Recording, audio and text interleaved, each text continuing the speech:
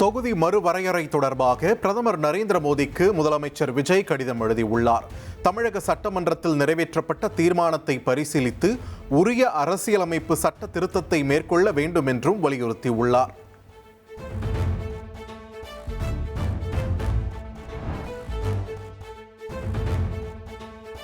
சென்னையில் வரும் 19 மற்றும் 20ஆம் தேதிகளில் தென்மண்டல முதலமைச்சர்கள் மாநாடு நடைபெற உள்ளது. மத்திய உள்துறை அமைச்சர் அமித்ஷா தலைமையில் நடைபெறும் ஆலோசனையில் முதலீடு, பொருளாதார வளர்ச்சி உள்ளிட்டவை குறித்து ஆலோசிக்கப்படுகிறது.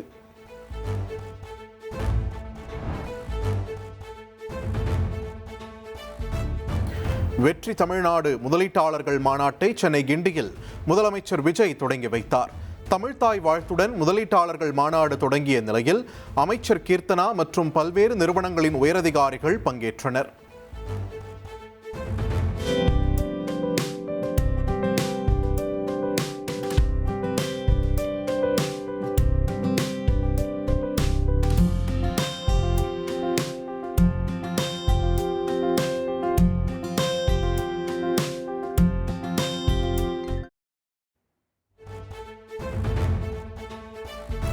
முதலமைச்சர் விஜய் முன்னிலையில் தமிழகத்தில் 55 புதிய மற்றும் 50 விரிவாக்க திட்டங்களுக்கு ஒப்பந்தங்கள் மேற்கொள்ளப்பட்டதாக தமிழக அரசு அறிக்கை. தாவேக ஆட்சி பொறுப்பேற்ற 100 நாட்களுக்குள் 1,02,514 கோடிக்கும் அதிகமான முதலீடுகள் ஈர்க்கப்பட்டுள்ளதாக தெரிவிக்கப்பட்டுள்ளது. ரஷ்யா, ஜப்பான், கஜகஸ்தான், நியூசிலாந்து உட்பட பல்வேறு நாடுகளின் நிறுவனங்களுடன் வர்த்தகம், தொழில்நுட்பம், செமிகண்டக்டர் துறை சார்ந்த 7 ஒப்பந்தங்கள் மேற்கொள்ளப்பட்டுள்ளன. Skyroot Aerospace, Agnikul Cosmos, Hinduja Ultraviolet, Super Micro, YKK, Japan மற்றும் டைம்லர் உள்ளிட்ட பல முன்னணி நிறுவனங்கள் தமிழகத்தில் புதிய ஆலைகள் மற்றும் விரிவாக்க பணிகளை மேற்கொள்ள உள்ளன.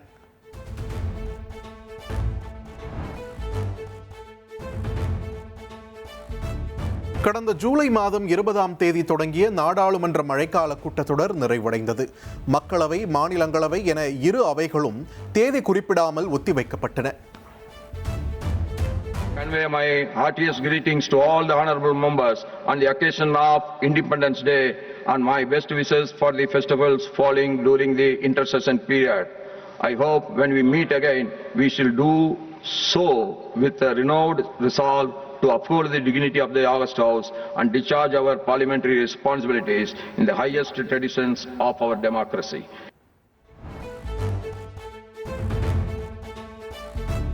நாடாளுமன்ற கூட்டத்தொடரின் விவாதங்களில் எதிர்க்கட்சிகள் விலகி ஓடியது இதுவே முதல் முறை என்று மத்திய அமைச்சர் கிரண் ரிஜிஜு குற்றம் சாட்டியுள்ளார். மழைக்கால தொடரில் மொத்தம் 12 மசோதாக்கள் நிறைவேற்றப்பட்ட போதிலும் மக்களவை செயல்திறன் 19%, மாநிலங்களவை செயல்திறன் 39% மட்டுமே இருந்ததாகவும் விளக்கம்.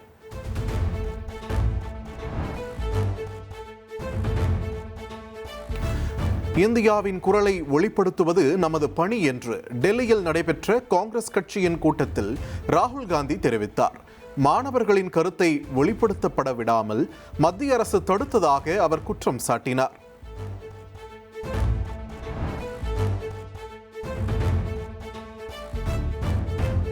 ஓலா, ஊபர் போன்ற வாடகை கார்களில் பயணத்திற்கு முன்பே பயணிகளிடம் டிப்ஸ் கேட்கக்கூடாது என்று மத்திய போக்குவரத்து அமைச்சகம் உத்தரவிட்டுள்ளது. பயணம் முடிந்த பின் பயணிகள் தாராளமாக டிரைவருக்கு டிப்ஸ் தரலாம் என்றும் அந்த பணம் முழுமையாக ஓட்டுநருக்கே சென்று சேர வேண்டும் என்றும் வாடகை கார் சேவை நிறுவனங்களுக்கு அறிவுறுத்தப்பட்டுள்ளது.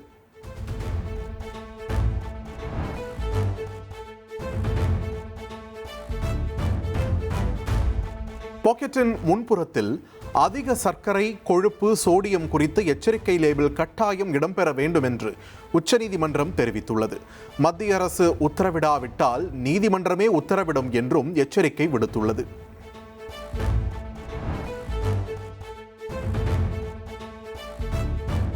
காவிரி நீர் விவகாரம் தொடர்பாக உச்சநீதிமன்றத்தில் கர்நாடக அரசு பதில் மனு தாக்கல் செய்துள்ளது. நீர் பற்றாக்குறை உள்ள நிலையில் நீர் திறக்க காவிரி மேலாண்மை ஆணையம் உத்தரவிட்டது தவறு என்று கர்நாடக அரசு தெரிவித்துள்ளது.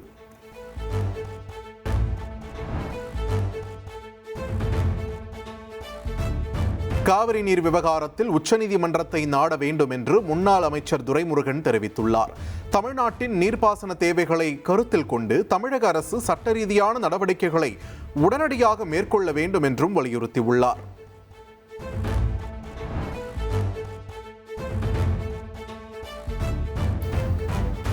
சென்னை மாநகராட்சியில் சொத்து வரி திருத்தம் தற்காலிகமாக நிறுத்தம்.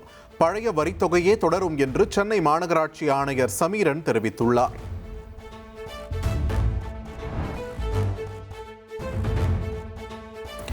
சென்னையில் ஆபரண தங்கத்தின் விலை சவரனுக்கு 160 ரூபாய் உயர்ந்து ஒரு சவரன் 1,13,760க்கு விற்பனை செய்யப்பட்டது. கிராமுக்கு 50 ரூபாய் அதிகரித்து ஒரு கிராம் ஆபரண தங்கம் 14,220 ரூபாய்க்கு விற்பனை.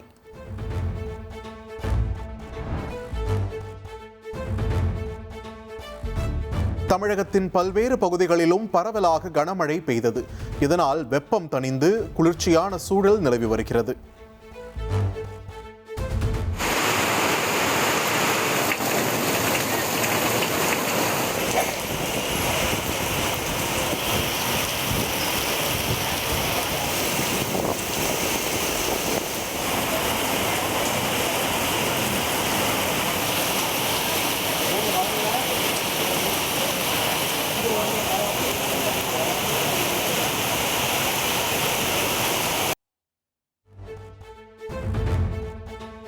தமிழகத்தில் வரி மற்றும் வரி அல்லாத வருவாயை அதிகரிப்பது குறித்து ஆய்வு செய்ய அமைக்கப்பட்ட மோன்டேக் சிங் ஆலுவாலியா தலைமையிலான குழு முதலமைச்சருடன் சந்திப்பு. தலைமைச் செயலகத்தில் முதலமைச்சர் விஜயை சந்தித்து சுமார் 30 நிமிடங்கள் ஆலோசனை நடத்தினர்.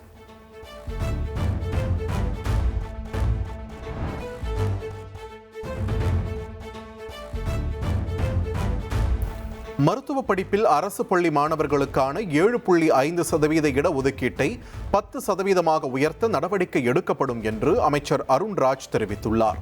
இடஒதுக்கீட்டை உயர்த்த குழு அமைக்கப்பட்டு முதல்வருடன் ஆலோசித்து முடிவெடுக்கப்படும் என்றும் கூறியுள்ளார்.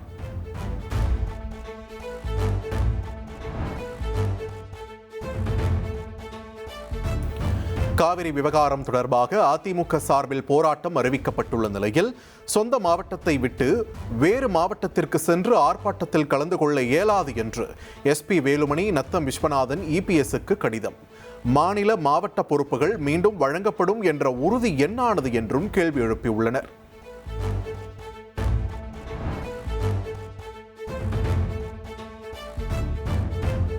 நாடாளுமன்றத்தில் இன்னும் முன்மொழியப்படாத தொகுதி மறுவரையறை மசோதாவிற்கு எதிராக அவசரமாக சட்டமன்றத்தில் தீர்மானம் கொண்டு வருவது மடைமாற்று அரசியல் என்று நயினார் நாகேந்திரன் விமர்சித்துள்ளார். தீர்மானத்திற்கு எதிராக வாக்களித்து விட்டார் என்பதற்காக பாஜக சட்டமன்ற உறுப்பினரை அமைச்சர் ஆதவ் அர்ஜுனா கேலி பேசுவது கடும் கண்டனத்திற்குரியது என்றும் அவர் குறிப்பிட்டுள்ளார்.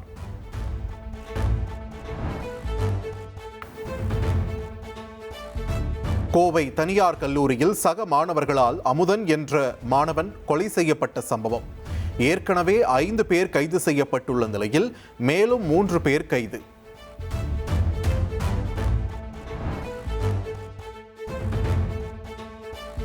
கோவை கல்லூரி மாணவன் படுகொலையை குழு மோதல் என்று கூறி மூடி மறைப்பதா என்று நாம் தமிழர் கட்சியின் தலைமை ஒருங்கிணைப்பாளர் சீமான் கண்டனம் தெரிவித்துள்ளார். சம்பவத்தில் தொடர்புடைய அனைவரும் கைது செய்யப்பட வேண்டும் என்றும் பாதிக்கப்பட்ட குடும்பத்தினருக்கு 25 லட்சம் ரூபாய் நிதியுதவி வழங்க வேண்டும் என்றும் வலியுறுத்தியுள்ளார்.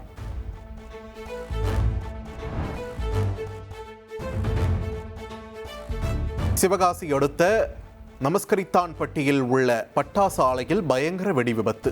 2 பேர் உயிரிழந்த நிலையில் போலீசார் விசாரணை நடத்தி வருகின்றனர்.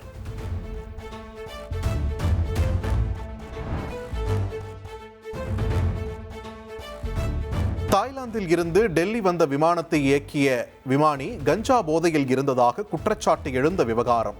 விமானத்தை இயக்கும் முன் அனைத்து விமானிகளுக்கும் சோதனை நடத்த ஏர் இந்தியா முடிவு.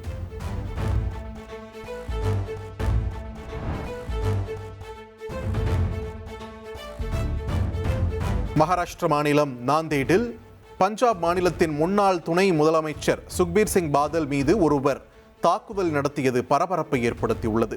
தாக்குதல் நடத்தியவர் உடனடியாக கைது செய்யப்பட்ட நிலையில் தாக்குதலுக்கான காரணம் குறித்து விசாரணை நடத்த முதல்வர் தேவேந்திர ஃபட்னவிஸ் உத்தரவிட்டுள்ளார்.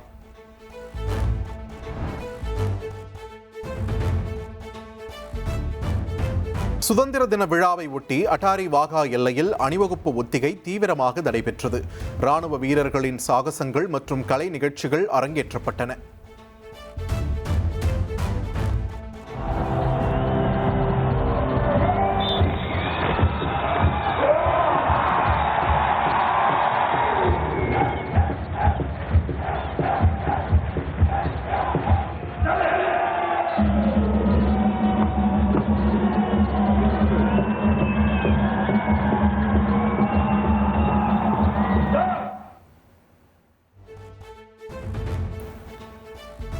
யுக்ரைனின் ஒடேசா பிராந்தியத்தில் ஓடிக்கொண்டிருந்த பயணிகள் ரயில் மீது ரஷ்யா ட்ரோன் தாக்குதல் நடத்தியுள்ளது.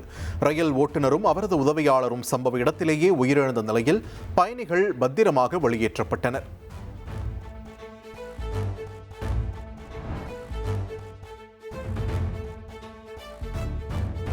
TNPL கிரிக்கெட் தொடரில் கோவை அணியை 2 விக்கெட்டுகள் வித்தியாசத்தில் வீழ்த்தி நெல்லை அணி வெற்றி பெற்றது.